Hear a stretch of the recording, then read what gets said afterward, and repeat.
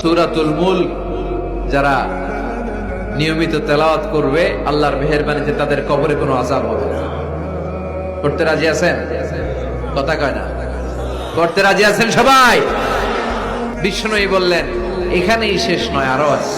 শাফাআত লি সাহিবিহা, এই সূরাটা কিয়ামতের দিন এই সূরা যে তেলাওয়াত করবে তার পক্ষে সুপারিশ করবে। এজন্য বিষ্ণুই বললেন যে ব্যক্তি সূরাতুল মুলক নিয়মিত তেলাওয়াত করবে এই সূরাটা কিয়ামতের দিন ওই তেলাওয়াতকারীর জন্য আল্লাহর কাছে সুপারিশ করবে। এখানেই শেষ নয়।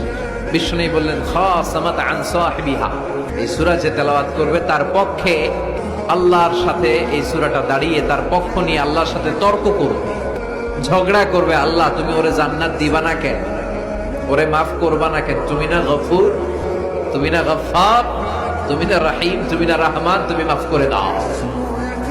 ও মিয়া, সুপারিশ করতেছে কে? সূরাতুল মুলক। সুবহানাল্লাহ কইবেন না?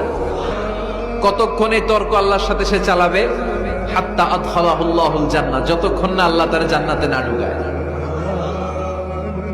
এখানেই শেষ নয়। বিষ্ণু বললেন মান কারাআ বিহা ফি লাইলাতিন ফাকাদ আকসারা ওয়া আতাবা, রাত্রি বেলায় যে সূরাটা তেলাওয়াত করবে পুরো রাতটাকে বরকতময় করে দিবে কে?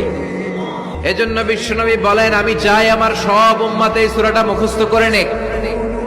আমার চাই আমার ছোট বড় আবাল বৃদ্ধ বনিতা সব উম্মতের হৃদয়ের মধ্যে এই সূরাটা গাঁথা থাকে, মুখস্থ থাকে, হিফজ করা থাকে। আমরা বিশ্বনবীর উম্মত না? কথা কর। নবীর এই আশাটা আমাদের পালন করার দরকার আছে না নেই?